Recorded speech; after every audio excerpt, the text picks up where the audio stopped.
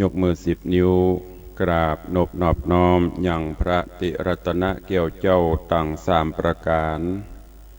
อันมีพระพุทธพระธรรมพระสงฆ์อันเป็นสรณะที่เปิ่งที่เคารพนับถืออันสูงสุดในชีวิตกราบคารวะแทบไตรไวยสาพระมหาเถรานุเถระอุบาสังฆเถระเจ้าอันหมายมีพระเดชพระคุณหลวงปู่พระพรหมมงคลที่ปรึกษาเจ้าคณะภาค7เจ้าอาวาสวัดพระธาตุเจ้าสีจอมตอง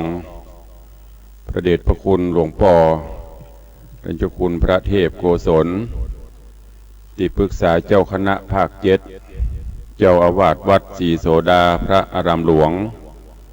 พระเดชพระคุณหลวงพ่อท่านเจ้าคุณพระธรรมราชานุวัตรเจ้าคณะภาค6เจ้าอาวาสวัดพระแก้วจังหวัดเชียงรายพระเดชพระคุณหลวงพ่อท่านเจ้าคุณพระธรรมเสนาบดีรองเจ้าคณะภาค7เจ้าอาวาสวัดพระบรมธาตุเจ้าดอยสุเทพพระเดชพระคุณหลวงพ่อท่านเจ้าคุณพระเทพปริยัติเจ้าคณะจังหวัดเชียงใหม่เจ้าอาวาสวัดเจ็ดยอดพระอารามหลวงพระเดชพระคุณหลวงพ่อท่านเจ้าคุณพระเทพสิทธินายกท่านเจ้าคณะจังหวัดเชียงรายเจ้าอาวาสวัดพระสิงห์จังหวัดเชียงรายพระเดชพระคุณหลวงพ่อท่านเจ้าคุณพระเทพสิงหวรจารย์รองเจ้าคณะจังหวัดเชียงใหม่เจ้าอาวาสวัดพระสิงห์วรมหาวิหารอำเภอเมืองเชียงใหม่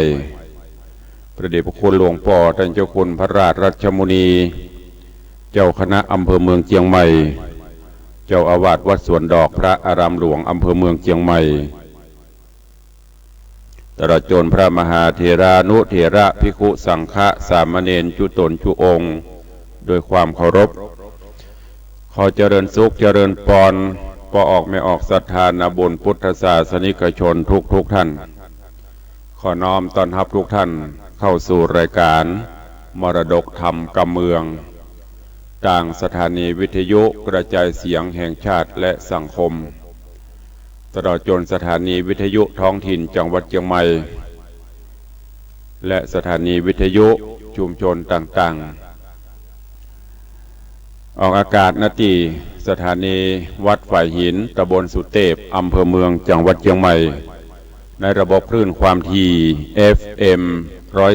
104.50 เมกะเฮิรตซ์สถานีวิทยุวัดหนองกายตำบลสันปะยางอำเภอแม่แตงจังหวัดเชียงใหม่ออกอากาศในระบบคลื่นความถี่ FM 99.75 เมกะเฮิรตซ์สถานีวิทยุบริการสาธารณะวิทยุล้านนา CM 77ออกอากาศในระบบคลื่นความถี่ FM 97.5 เมกะเฮิรตซ์สถานีวิทยุพระพุทธศาสนาจังหวัดเชียงรายออกอากาศที่วัดพระแก้วจังหวัดเชียงรายในระบบคลื่นความถี่ FM 99.50 เมกะเฮิรตซ์สถานีวิทยุท้องถิ่นจังหวัดเชียงใหม่คลื่นพระพุทธศาสนาและจริยธรรมออกอากาศณวัดพระธาตุเจ้าดอยสุเทพในระบบคลื่นความถี่ FM 96 เมกะเฮิรตซ์พร้อมกันและก็มีสถานีวิทยุชุมชนต่างๆได้ริงสัญญาณออกอากาศตลอดจนเสียงตามสายห่อกระจายข่าวตามวัดวาอารามตามหมู่บ้านต่างๆพร้อมกันนี้เจริญพรญาติโยมที่ติดตามรับฟังสัญญาณอยู่ทางเว็บไซต์อยู่ทางอินเทอร์เน็ตอยู่ทั่วโลกรายการนี้ดำเนินโดยอาตมภาพพระครูวิสิตศรีลาภรณ์เจ้าคณะตำบลป่าแดดเจ้าอาวาสวัดวังสิงห์คำใต้ตำบลป่าแดดอำเภอเมืองจังหวัดเชียงใหม่เป็นผู้ดำเนินรายการก็จะได้น้อมนำสาระธรรมคำสอนพื้นบ้านล้านนามาเทศนาฮือญาติโยมทั้งหลายได้รับฟังกันวันนี้ต่างคลื่น96 เมกะเฮิรตซ์ของวัดพระธาตุเจ้าดอยสุเทพเฮาก็ได้ริงสัญญาณเสียงธรรมออกอากาศฮือญาติโยมทั้งหลายได้รับฟังกันเนอะในช่วงนี้ก็ได้นำเอาธรรมเทศนาในเรื่อง ศี ศรีวิจัยราชกุมารมาเทศน์ให้ญาติโยมทั้งหลายได้รับฟังแต่ว่านี้ต่างแม่ข่าย 104.50 วัดฝ่ายหินติดถ่ายทอดสดตีห้วยลานอำเภอสันกำแพงก็เลยมาได้ฟังกัน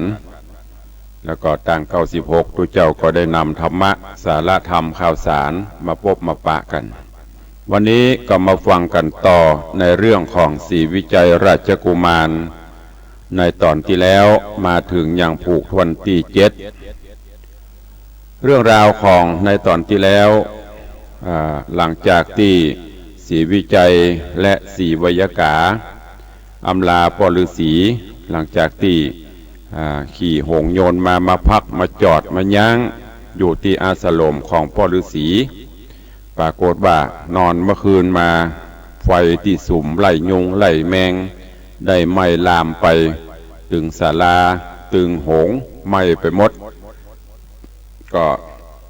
ถึง2ก็บ่ฮู้จะเนี่ยจะได้พ่อฤาษีก็ได้นำธรรมะหลักธรรมคำสอนต่างๆมาอู้มาจ่าจนคลายความเศร้าโศกไปพ่องถึง2ก็อยู่กับพ่อฤาษีแล้วก็ช่วยก่อสร้างห้างแปลงปัณณศาลาจนเสร็จสมบูรณ์แล้วได้ประมาณเดือนปลายก็ขออำลาจากพ่อฤาษีแล้วก็ดันด้นเอาตั้งหน้าเปลี่ยนไปจนกระทั่งลัดเลาะมาถึงยังที่อยู่ของฤาษีแห่งองค์หนึ่งก็คือฤาษีสิริวัฒนะซึ่งฤาษีสิริวัฒนะนี้ก็อยู่ปัณณศาลาป้อมเปงภาวนาไปวันหนึ่งก็พัดหลงเข้าไปจะหลงจะไปอาบน้ำอาบท่าโดยบ่ฮู้ว่ามีพญายักษ์เฝ้าอยู่สุดท้ายก็โดนพญายักษ์จะจับจะยับกินฤาษีสิริวัฒนะก็ได้ขอชีวิตและก็ได้อู้ได้จ่าต่างๆพญายักษ์ก็บอกว่าถ้าใครต้องการรอดพ้นชีวิตไปหาหลักไปหาความหมายของหลักธรรมเทพประธรรมเอามาฮื้อกรรมสิริวัฒนะก็บอกว่าอย่างนี้จะได้เศร้าโศกหงอยเหงาจนกระทั่งพลิกไปอยู่ปัณณศาลาได้6 วันไปวันสุดท้ายถึง2คือศรีวิจัยและศรีวยกาดันโดนเตียวมาถึงปัณณศาลาของสิริวัฒนะก็ได้เอาเรื่องราวต่างๆอู้จ่าให้ฟังศรีวิจัยก็ได้นำหรือว่าแถลงเกี่ยวกับหลักธรรมเทพธรรมอันได้แก่หิริโอตตัปปะบอกกล่าวฮือกับฤาษีสิริวัฒนะฤาษีสิริวัฒนะหูดีอกดีใจฟังไปที่พญายักษ์สั่งพญายักษ์ตั้งธรรมาสแล้วก็อู้หรือว่าเทศนาเกี่ยวกับธรรมะเรื่องเทพธรรมก็คือหลักหิริความละอายแก่ใจโอตตัปปะคือความเกรงกลัวมันเป็นหลักธรรมที่สำคัญฮือกับพญายักษ์ก็ชื่นอกชื่นใจจากนั้นก็ฮือธรรมะฮือศีลกับพญายักษ์แล้วก็พลิกมาสู่ปัณณศาลาก็เอาหัวเงาหัวป้านหัวบัวผลหมากหลากไม้มาฮือกับศรีวยกาศรีวิจัยและศรีวยกาได้กินแล้วก็บอกต่างฮือกับถึง2ว่าตั้นไปทางนี้เนอะยกมือขวาสุดศอกบอกต่างไปว่าเดียวไปซื่อนี้เนอะแล้วจะไปพบไปปะเมืองหนึ่งชื่อว่าเมืองมัทุระราชธานีศรีวิจัยกับศรีวยกาก็ดีใจเดียวไปตามต่างที่ฤาษีสิริวัฒนะบอกจนกระทั่งไปถึงบ้านเมืองมัทุระราชธานีก็ไปพบไปปะพระจ่าบ้านถูกล่องป้องใจจะตาต้องกันพระจ่าบ้านก็เลยฮับได้อยู่ตัวมีอยู่วันหนึ่งพรานป่าไปยิงนกได้นกมาแล้ว2 คนหรอกไปด้วยกันแบ่งบุญจะแบ่งจะได้ก็มาขอพระจ่าบ้านแบ่งพระจ่าแบ่งก็บ่ถูกต้องบ่ถูกใจจมออกไปในขณะนั้นศรีวิจัยเปิดป่องหูหันก็เลยถามถึง2ว่าพรานถึง2ก็บอกไปศรีวิจัยก็สอบสวนว่าไผเป็นคนยิงก่อนถึง2ก็บอกว่ายิงพร้อมกันไผยิงถูกไผ ยิงถูกก่อนก็บอกว่าพร้อมกันห้องไผ่ถูกที่ไหนพ้องคนหนึ่งบอกว่าห้องผมถูกที่หน้าอกห้องผมถูกที่แข้งสีวิจัยก็เลยตัดสินว่าคนที่ถูกยิงถูกแข้งนั่นมันถึงมาถึงข่าวตายแต่คนที่ถูกหน้าอกนั่นจะตายก็เลยแบ่งคือคนที่ยิงถูกอกนักหน่อยคนที่ถูกแข้งน้อยหน่อยการที่สองก็แล้วใจถูกใจก็ปากันไปต่อมาก็มีขี้ไร่2 คนหรือว่าคนทุกข์คนยากเถอะตุกตะ2 คนเป็นเสี่ยวกันอยู่ด้วยกันกินด้วยกันมีอยู่วันหนึ่งถึง2ปากันจะไปเสาะขุดแมงมันไปเสาะต่ำจมปวกจำอย่างที่ไหนเพราะว่าที่จมปวกนี่ส่วนมากมันจะมีแมงมันตัวปากันไปขุดไปขุดมาปรากฏว่าไปปะใส่ไหทองคำนี่นะเปิ่นบรรจุหีบสมบัติไว้ในหั่นพอขบกไปโดนปุ๊กไปปะใส่หีบทองคำอุ้มขึ้นมาเนี่ยเมื่อมันมามีอย่างนี้ก็เป็นเปื้อนกันอยู่แต่พอคำเข้ามาหรือว่ามีประโยชน์เข้ามาผลประโยชน์เข้ามาละความเป็นเปื้อนเป็นฝูงเริ่มจะหายละเถียงกันแล้วหรอจึงได้นักหาได้น้อยเถียงกันไปเถียงกันมาหูใหญ่ๆก็ไปขอคือกับสีวิจัยเนี่ยแบ่งคือกรรมตัดศีลคือกรรมสีวิจัยก็เริ่มถามแบบเดียวกันนะว่าไผ่เป็นคนจวนกันไปก่อนไผ่เป็นคนขุดปะก่อนถึง2ก็บอกว่าปะพร้อมเดียวกันพอลงปุ๊บก็ปรากฏว่าไปจับใส่ถึงกู้ทำไปทำมาจนถึงสุดท้ายมาไผ่เป็นคนจวนไผ่เป็นคนจวนก่อนลูกตาคนนึงกับข้าเนี่ยเป็นคนจวนก่อนสีวิจัยก็เลยแบ่งให้คนที่ออกปากจวนนะถ้าไปจวนกันไปนอนรับกึ่งดื่มบ้านก็คงไม่ได้เนาะก็เลยแบ่งไปตามนั้นถึง2ก็ ดีอกดีใจเรื่องราวของสีวิจัยราชกุมารในตอนที่แล้วก็ได้มาถึงที่นี่วันนี้ก็เจริญพรญาติโยมทั้งหลายได้ฟังกันต่อไปในผูกที่7ก็ค้างแถมน้อยแล้วก็จะลวดขึ้นผูก8เป็นลำดับไปณโอกาสบัดนี้นะโมตัสสะภะคะวะโตอะระหะโตสัมมาสัมพุทธัสสะโสมโปนเทนสันโตสีใบญากาญาสัตถิงมักกังปฏิปัจฉันโตโหติสัทธโวดูราสปุริสะตั้งหลายตั้งยิ่งใจมวลหมู่อันทาอยู่ฟังธรรมจุงดาจำติดต่อตามบาทขอกรรมไปต่อหน้านี้แหละนะเมื่อนั้นเจ้าจอมแปลงได้ฟังตุกตะดัง2ข่าวแล้วใจผ่องแผ้วยินดีจริงไขว่าตีฮือแบ่งตามปิ่มแป้งกองธรรมแบ่งยังคำก้าใหญ่3กองไข่เปิงกว่าเปิงการโคนใดจวนออกปากคือใดมาก2กองคนใดปองเข้าป่าย้อนต้านนำหน้าป่าไปด้านบอกใครกล่าวอ้างก็บอดลางจักหันกวนจักปั่น1เต้าตามฮีดเก่าโบราณ2ใจผ่านขี่ไรฟังเจ้าหนอดไทยจะขาย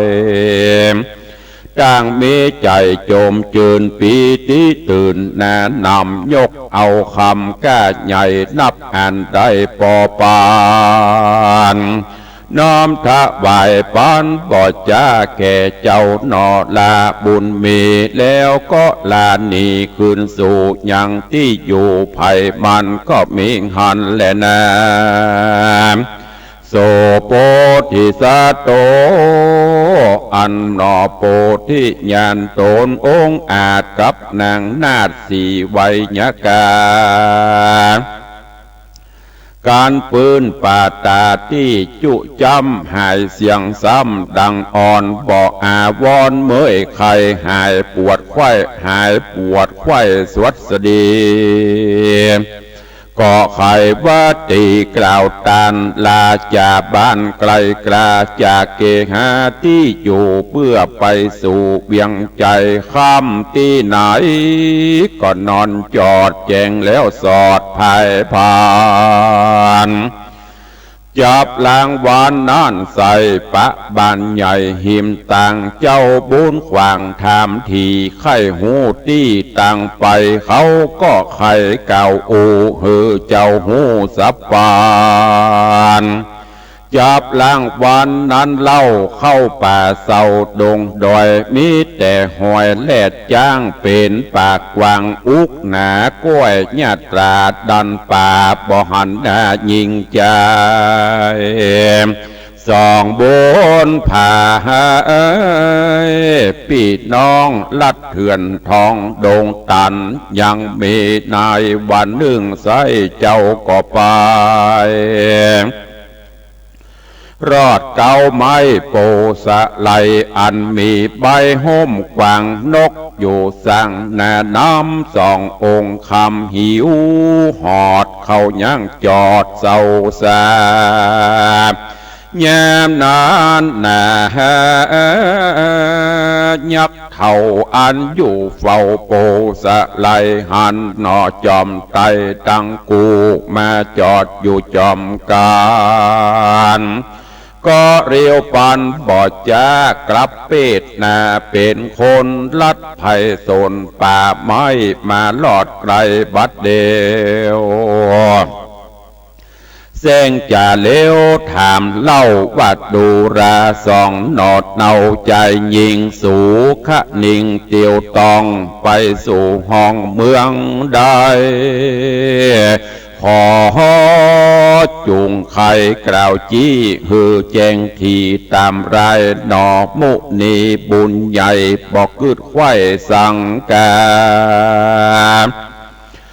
ก็ใครจะกล่าวอูว่าจักไปสู่ราชธานีแห่งพระภูมิโยดยาวโตนภาพดาวมิถิลา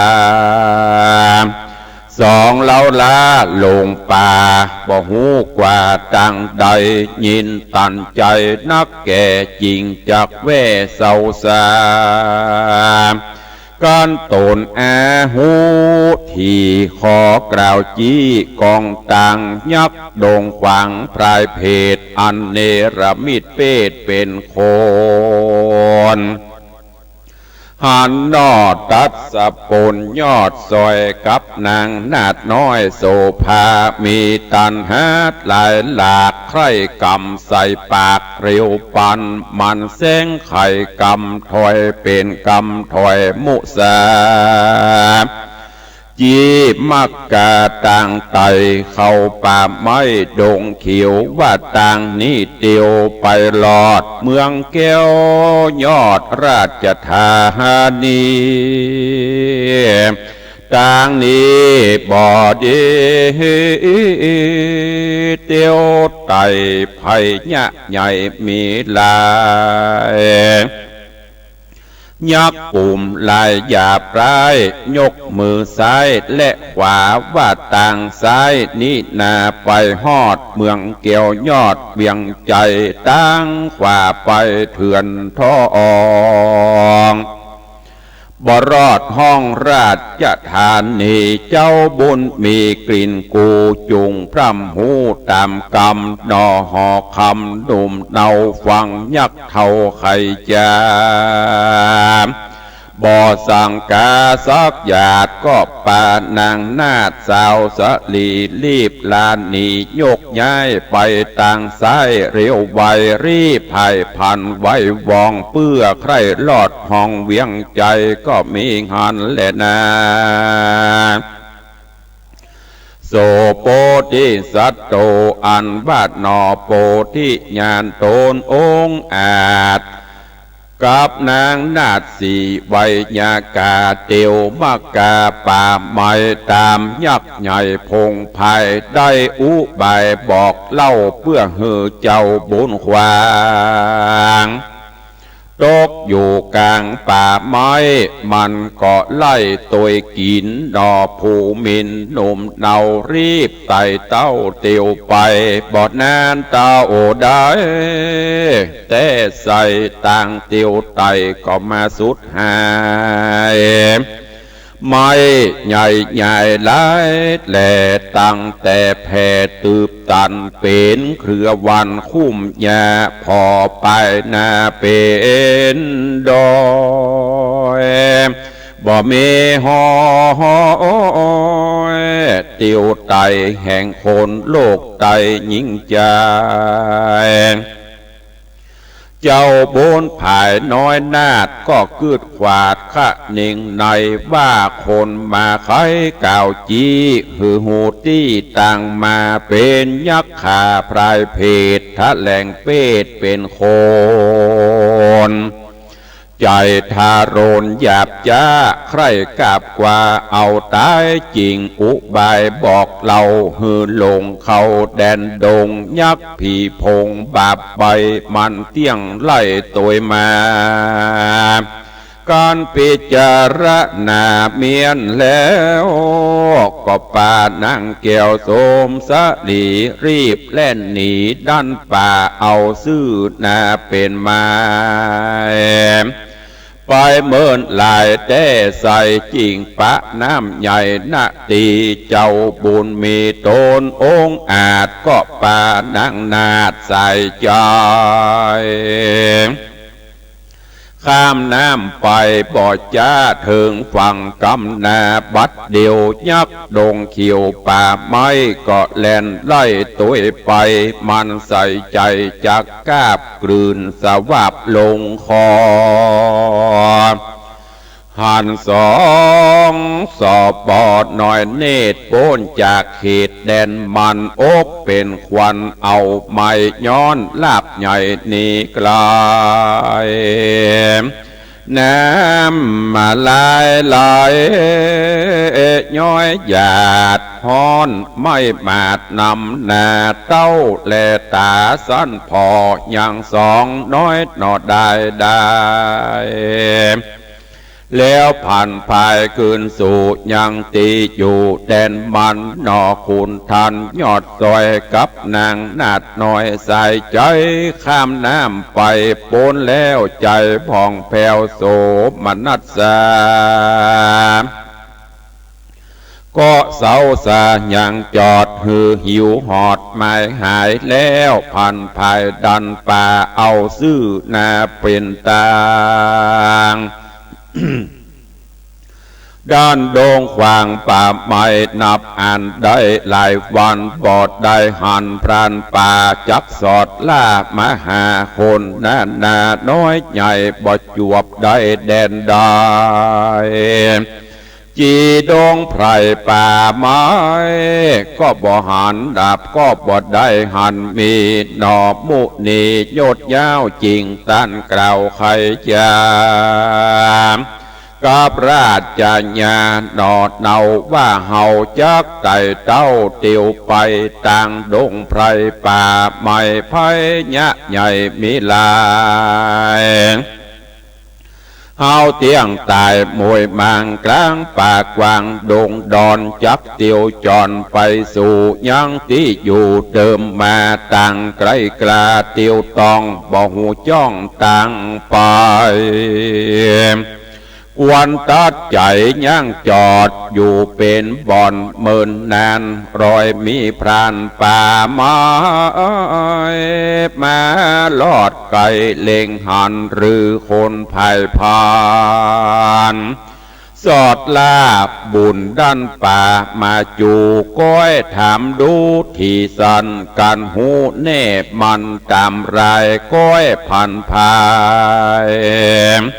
เตียวต้องปอกสู่ห้องราชธานีก้อนไข่บาตีเมียนแล้วเจ้าหนอเกี่ยวบุญนา ก็แบ่งศาลาย่างจอดกับนางยอดเทวีก็มีหันแดดนาอาทาในกาละนั้นเราก็ยังมียากเท่าดงดอนมีนามมาก่อนบอกใบหูเสียงควายดงน้ำว่าสุขุมยักษ์ขาอาจกล้าใจหยาบจ้าสามัญแต่เมินนานเมื่อก่อนยามมันน้อยอ่อนไว้ยา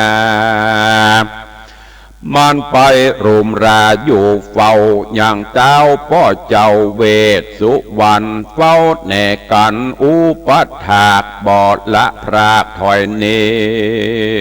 มปฏิบัติดีข้ามเจ้าสามขวบเข้าเติงตันเต้าเวสสุวรรณยศใหญ่หูแจงไว้ในใจ จริงจักไขโอกาสอนุญาตโป่งปันอย่างรางวัลพิเศษแก่ยักษ์เพศปาลาว่ากลางดงนาเถื่อนท่ออองไกลจากห้องราชธานีมีโบกขอลัดนีใหญ่กว้างปูนไฟอ่างเจยบานสัตว์ดงดานน้อยใหญ่มาสอดไกลตั้งวันเมืองจุงปันไปเฝ้าที่เก้าโปสลายสัตว์ดงไพรน้อยใหญ่มารอดไกลวังทานหรือลงสำลานเล่นอาบที่ตาราบวังใสจุ่งเรียวไวอย่าจ้าฮื้อกับว่าคบเกียนการคนเตี่ยวดินโลกไตบอกว่าหน่อยใหญ่ยิงใจก้อนผ่านภายไหวหน้าลงสู่ตาโบกกรณีจงไขวัดติถามที่หือมันจีรุทธปัญญาคนใดจะกล่าวแก่บ่แม่นแต่ตามรายจูงเอาตาเสียงไว้จะเว้นไว้นานไป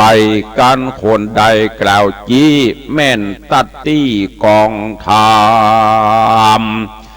อย่ากระตำคำราบหือน้อมกราบอัญจุรีปล่อยมานีปิกปอกไว้หน้าออกขึ้นหลังยักตาปังฟังแล้วใจพองแผ้วนำหน้า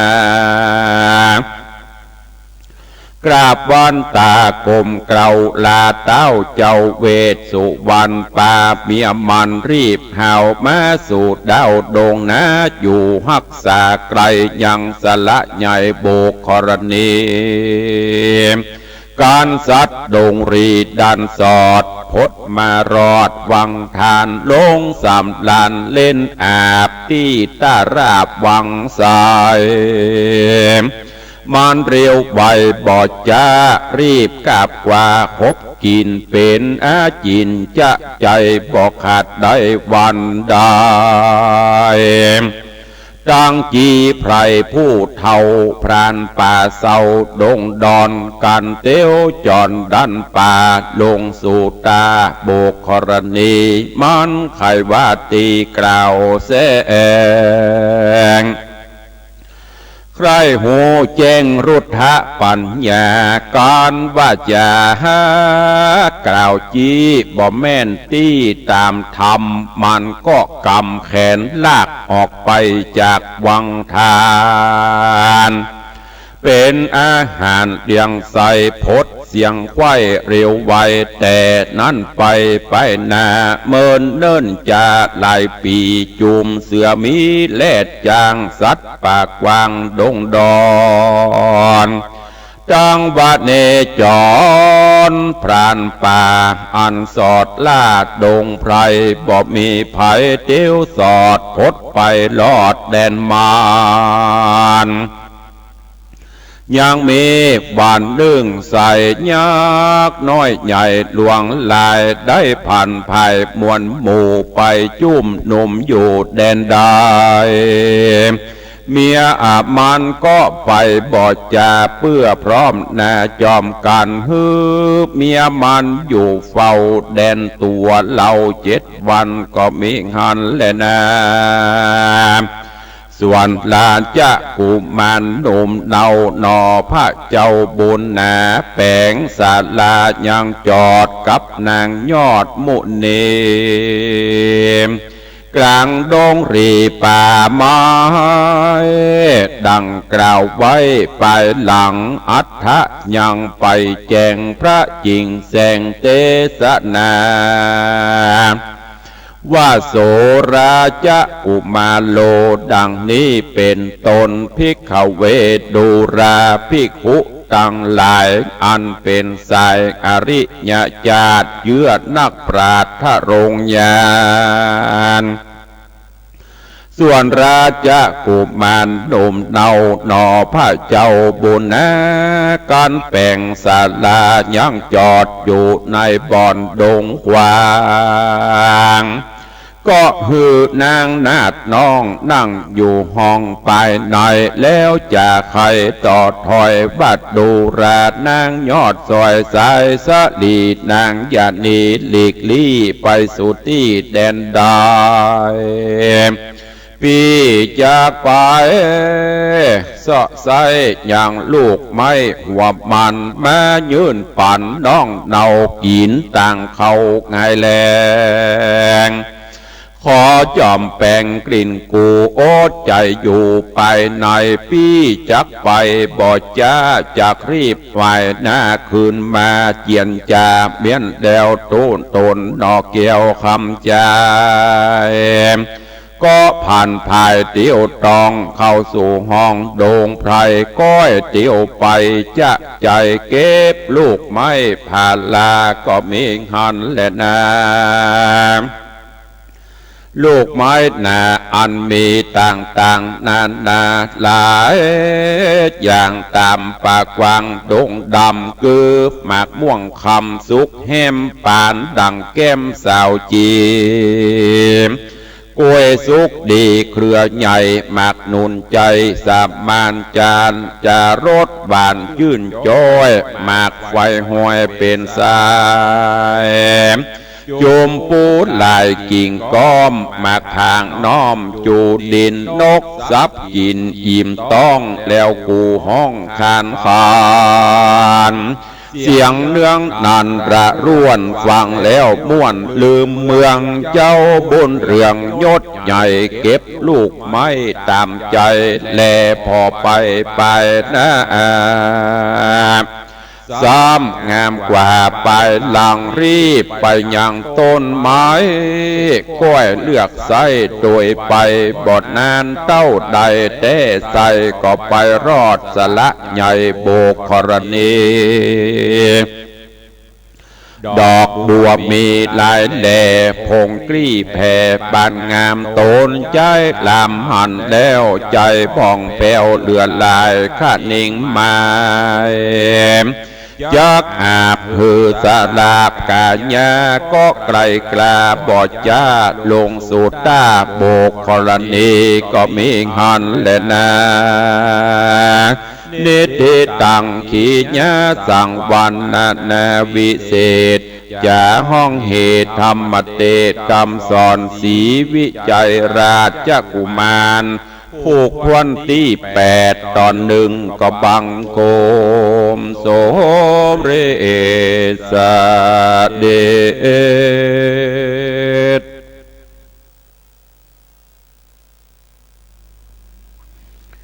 ญาติโยมท่านสาธุชนทั้งหลายเจ้านี้ก็ได้เอาสีวิจัยราชกุมารลำดับมาถึงผูกพวนที่8แล้วเนอะกำลังม่วนงานสันเล่าขึ้นก็คอยติดตามฟังกันไปถึงวันทุกเจ้า6 โมงถึง 7 โมงเนอะจะได้ปฏิบัติปะต่อบ่มีขาดยกเว้นวันไหนทุกเจ้าติดศาสนกิจภารกิจหรือบ่ค่อยสบายก็อาจจะเป็นเทปมาซ้ำ ก็คือญาติโยมศรัทธาคอยติดตามฟังไปส่วนเรื่องราวในตอนนี้ก็จะได้เอาสรุปในวันพุธเนอะเพื่อให้ได้ปฏิติดประต่อเนื้อหาสาระเรื่องราวของญาติโยมทั้งหลายได้ฟังเอาฟังสรุปเสร็จแล้วเขาก็เตะต่อไปฟังกันไปมันจะได้รู้เรื่องราวต่างๆซึ่งตอนนี้ก็มาถึงตอนที่ศรีวิจัยราชกุมารกำลังไปเสาะผลหมากหลากไม้ละแล้วก็ตอนนี้เตียวไปถึงยังสละหนองน้ำหรือว่าโบกธรณีกำลังไปหั่นใส่ดอกบัวดอกป้านแล้วจะลงอาบแล้วจะโดนอะไรอย่างเกิดขึ้นอย่างที่ตะกี้ที่บอกไปพญายักษ์กำลังเฝ้าท้าวเวสสุวรรณเป็นสั่งไว้ตัวน่ะเดี๋ยววันพุธก็จะได้สรุปเรื่องราวต่างๆคือกับญาติโยมทั้งหลายได้รับฟังกันท่านทั้งหลายบางท่านอาจจะทำเรื่องใดก็ยังมีกะพญายักษ์เรื่องใดก็มีกะยักษ์เสียคู่ตีคู่แห่งญาติโยมท่านสาธุชนทั้งหลายยักษ์นี้ถ้าแปลถอดออกมาแต่แล้วก็คือกิเลสตัณหาที่มีในตนในตัวที่มันคอยกุ้มรุมจิตใจเขาเนี่ยกามตัณหาตาหันก็เกิดตัณหาอย่างประเด็นนี้เปิ้นอย่างที่เปิ้นจะกลายปัญหาอย่างต่างๆถามอย่างที่เวสสุวรรณได้บอกคือพญายักษ์ไปเฝ้าหนองน้ำเนี่ยถ้าไผ่มาลงสู่ที่หั่นถ้าถามธรรมะหรือพิจารณาธรรมต่างๆตอบได้ก็ปล่อยพ้นไปถ้าตอบก็ได้ก็กินอันก็เปรียบเสมือนว่าตัวเขาเนี่ยถึงวันที่เขาต้องประสบพบปะปัญหาต่างๆเนี่ยบางพ่องบางคนก็แก้ได้โดยใจธรรมะบ่ยึดติดบ่หลงติดโปร่งให้พ่องใจหลักธรรมต่างๆที่เขาได้ห่ำเฮียนมาที่ครูบาอาจารย์เพิ่นได้ชี้แนะชี้นำน้อมนำมาใจอย่างในผู้ก่อนๆนั่นน่ะที่พญายักษ์ถามฤาษีเกี่ยวกับเทพประธรรมหรือเทพธรรมของธรรมของเทพก็คือหิริความละอายแก่ใจโอตตัปปะความเกรงกลัวถ้าเรามีหลักธรรม2 ข้อเนี่ยที่ได้บอกไปแต่ผูกก่อนนะอย่างเงี้ยจะทำอย่างลงไปมีความละอายหูว่ามันผิดเฮาก็ละอายแก่ใจเฮาบ่ทำนั่นก็คือพอโดนยักษ์กินละอันเนี้ยเปรียบหันว่ายักษ์เท่านั้นแต่ถ้าหูแต่ก็ลงไปอยู่หูวัดที่หั่นมันบ่ดีหูที่นี่มันผิดบ่มีความละอายแก่จิตแก่ใจทำลงไปสุดท้ายก็โดนยักษ์กินอันนี้ก็คือสังคมตราหน้าหรือเป็นบาปติดตัวอันเนี้ยคือพญายักษ์ต่างๆที่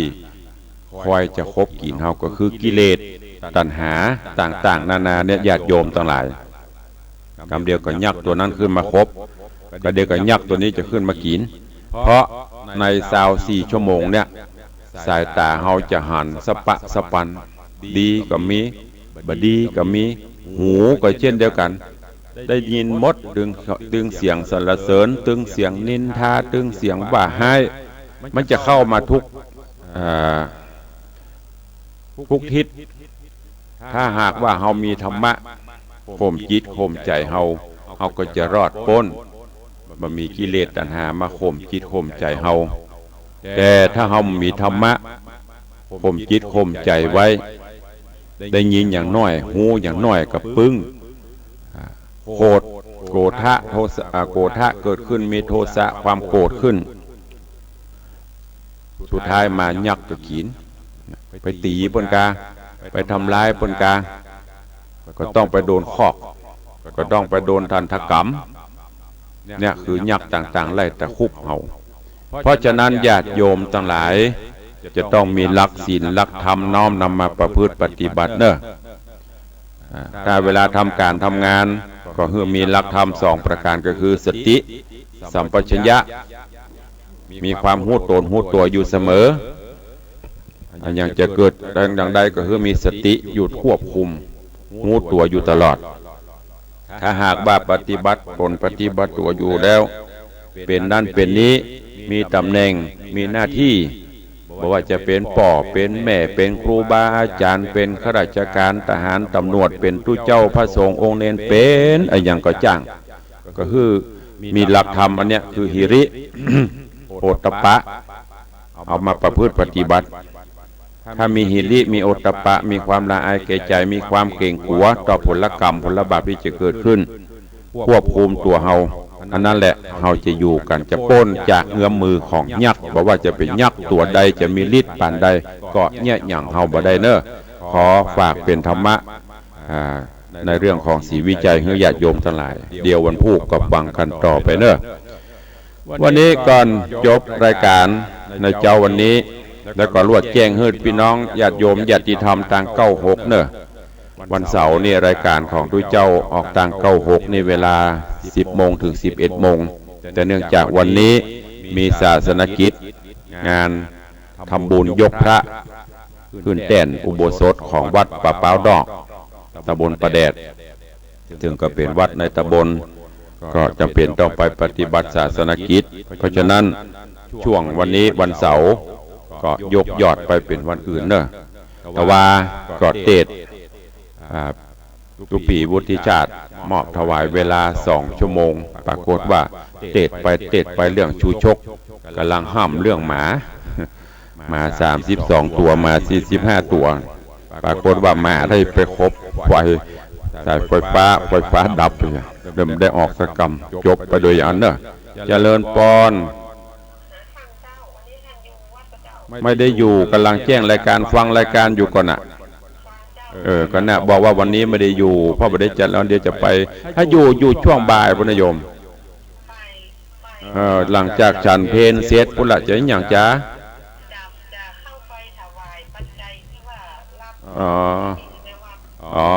ว่าบ่ายก่อนเนาะเพราะว่าเมื่อไงท่านติดงานที่วัดป่าเป้านอกเนอะหลังจากฉันเพลเสร็จแล้วก็ปิกถ้าจะมากระโทรหามกรรมเนอะจะเลินปอนเนอโยมก็จะมาเมื่อไงนี้จะไปงานเนอะอย่างที่บอกไปจะจัดช่วงมาตอนไปอยู่ญาติโยมทั้งหลายก็ขออนุโมทนาบุญเนอะกับคุณโยมที่ได้ร่วมเป็นเจ้าภาพในด้านของสังฆทานงานทำบุญป่วยหลวงของวัดวังสิงห์คำที่จะมีขึ้นทุกเจ้าได้ประชาสัมพันธ์เชิญชวนญาติโยมทั้งหลายก็ต้องขอบคุณขอบใจในน้ำจิตน้ำใจของญาติโยมเนอะที่ได้มาร่วมในการเป็นเจ้าภาพฮับหัววัดที่จะมีป่วยหลวง360 กว่าวัดที่เคยกินห่วมต้านเติงกันตลอดจนครูบาสังฆเถระเจ้าเพิ่นก็จะได้มาร่วมเจริญพระพุทธมนต์ก็เนี่ยจะได้จ้างเนี่ยเนาะงบประมาณทางราชการเฮาก็บ่มีก็ต้องอาศัยงบยถาสปีช่วยกันเนอะในฐานะเจ้าพุทธเฮาคนละไม้คนละมือจะนักจะน้อยจะได้นั่นก็สุดแล้วแต่หิมาหาได้บ่ได้มีการกฎเกณฑ์บ่ได้มีการบังคับตามกุศลจิตเจตนาอย่างที่ได้บอกท่านใดอาจจะฮับเป็นชุดเป็นวัดอาจจะน้อยจะนักก็สุดแล้วแต่เนอะขอบคุณอนุโมทนาบุญกับทุกท่านโดยตอนนี้ถึงวันกำลังได้ประมาณ60 หัววัดก็ขอฝากไว้กับญาติโยมเอาละเหลือเวลาแถมน้อยใครจะอู้จะจาในใต้รายการโทรศัพท์เข้ามาเนอะเขาฟังแล้วเจ้านี่ไผ่ฟังตังใดพ่องวันนี้ท่านจันพระครูประหลัดสุรเดชท่านผอ.ก็ฟังรายการอยู่กับขอบพระคุณเนอะเสียงจากตังใดพ่องวันนี้ขอฟังเสียงหน่อยแต่ว่ามาถ้าทาโทรมาถามมาห้องตุลุงอย่างมีนักหรือห้องตุลุงพองตุลุงพองเพราะมี32 ตัวห้องตุลุงอย่างมี42 ตัวก่อนเพื่อนับถึงแม่มันตัวนี้วะนี่ในธรรมซึ่งก็เป็นของวัดถาดคำเปิ่นแต่งแต้มมาตัวเจ้าก็เตะไปตามพื้นเมืองโอ้อย่างดักปิ้งเจ้านี่มีสายเดียวตะยะกะโยมเปิ้นแจ้งจะเข้ามาหาในช่วงบ่ายนี่กะมีไผลุกตะการหนาวบ่ฮู้ นึกว่าบ่มีนะกะอีนะเจริญปอนฟังอยู่น้อตาบ้าหมาไปคบสายไฟฟ้าบนดอยดับหมาปูพามไปคบสายไฟเจริญปอนสาธุแม่สีพูนว่าจะได้ใบสาเจ้าก็เหมือนเดียวกันนั่นแหละเฮาก็ขแม่เตดจนคอไปแหบไปแห้งเป็นบำมันบ่ออกสกรรมหมาไปคบสายไฟฟ้าดับเลยได้ออกการตุ้ลงวางสีคำจะเตดมันจะเป็นจะเนี่ยต้องทำใจเนื้อเจริญปอนนะแม่เนอสาธุแม่คำเมยว่าจะได้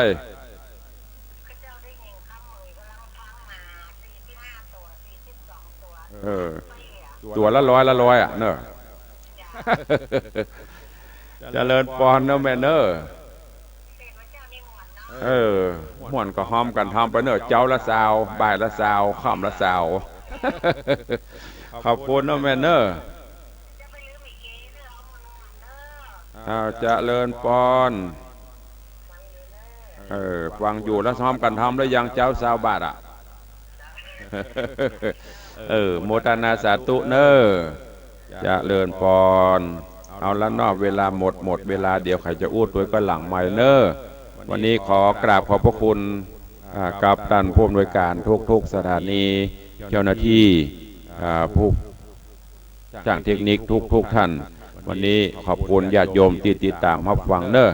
รายการวันนี้หมดเวลาแล้วขอนำรายการจากไปก่อนเนาะปล่อยปากกันในชั่วโมงในโอกาสต่อไปขอความสุขสวัสดีจงบังเกิดมีกับทุกท่านอยู่เย็นเป็นสุขจุ่มเนื้อเย็นใจสุขภาพอนามัยสมบูรณ์แข็งแรงเหมือนกันจู้ตนจู้องจู้ผู้จู้โคเนอจัตตาโรธรรมาวัฏันติอายุวันโนสุขังพลัง